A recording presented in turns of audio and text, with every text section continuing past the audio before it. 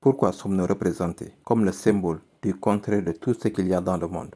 Comment diable la table, le scénario s'est-il retourné contre nous? Et maintenant, nous sommes l'affiche de la sauvagerie et de l'ancienneté. Il y a plusieurs raisons à cela. Parmi ces raisons, c'est que nous croyons en cette accusation. Nous croyons que notre islam en est la raison. C'est ce qui nous retient, parce que nous supposons que nous sommes comme l'Europe ancienne, qui a été freinée par sa religion.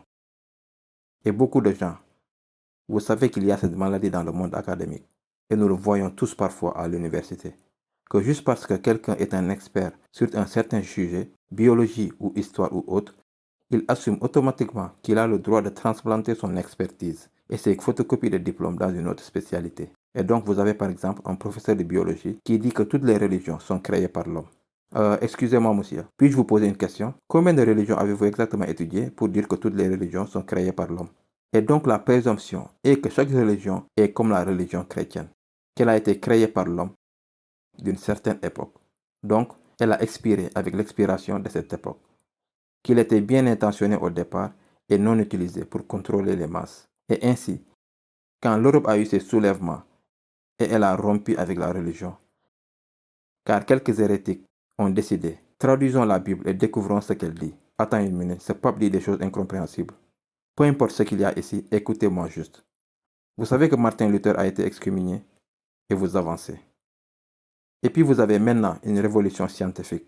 Après la chute du dernier bastion musulman en 1492 à Grenade et de nombreux pays musulmans, et la culture qui y vivait, qui en a bénéficié. C'est ce qui a déclenché leur renaissance, leur libération et leur éclaircissement. Et puis les gens ont réalisé qu'ils vivaient dans le mensonge, qu'ils vivaient un canular, et ils ont dit, comme Denis Diderot l'écrivait, le philosophe français, nous ne serons jamais libres, jusqu'à ce que vous étouffiez, vous accrochiez le dernier roi avec les intestins du dernier prêtre. Oui. Et quand il est mort, la Révolution française, dans les rues, marchait dans les rues avec leurs fourches, en scandant ça. Nous ne serons jamais libres, jusqu'à ce que le dernier monarque soit étranglé par les entrailles du dernier prêtre. Parce qu'ils ont réalisé que ces manifestations marcheraient à un moment. Et puis 100 ans plus tard, Karl Marx a fait sa célèbre déclaration disant que la religion est l'opium des masses. Et ainsi ils ont dit, enfin nous sommes libérés. Enfin nous sommes le monde moderne. Nous avons finalement été libérés de la religion organisée. Et nous sommes dans un meilleur endroit maintenant. Au fait, ils sont dans un meilleur endroit par rapport à où ils étaient, à certains égards, définitivement. Mais la qualité de vie est-elle vraiment meilleure? Vivent-ils plus sainement, plus heureux, plus en sécurité? Le New York Times, il y a peut-être 8 mois, a publié un rapport concernant une étude récemment terminée que les taux de suicide aux États-Unis, par exemple, ont atteint un niveau record qu'ils n'ont jamais été au cours des 30 dernières années.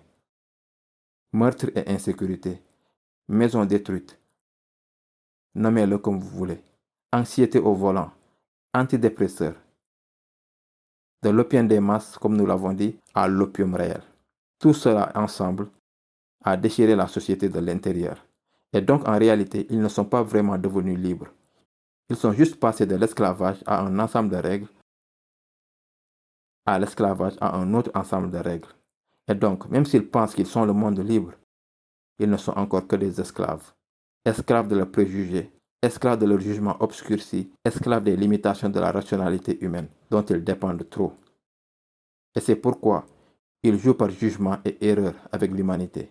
Un bon frère est venu me voir et il m'a rappelé que, dans les revues médicales jusqu'aux années 70, dans le DSM, le diagnostiqueur de manuel, une personne ayant des tendances homosexuelles recevait des médicaments pour cela.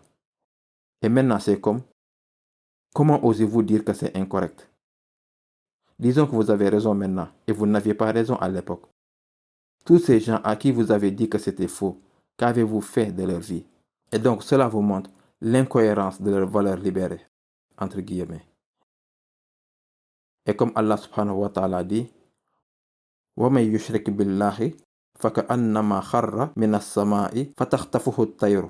Comment représenter cette image? Allah dit, quiconque trouve un égal à Allah, qu'il soit vous, votre esprit, votre intellect, quiconque donne un égal à Allah, c'est comme s'il tombait du ciel.